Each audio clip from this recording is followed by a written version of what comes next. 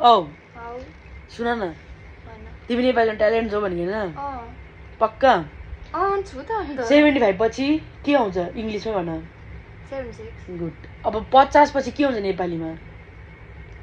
51 अन्त 52 53 57 57 अन्त 58 58 59 59 60 आम्बो अन्त 61 82 63 64 88 68 गुड गुड गुड गुड अन्त 49 50 70 कसरी सिकेछु नेपाली सिक्यो मलाई त आउँदैन 70 पछि 71 71 72 73 74 75 76 77 78 80 वाउ अनि त्यसपछि 81 82 86 47 47 48 48 अनि 49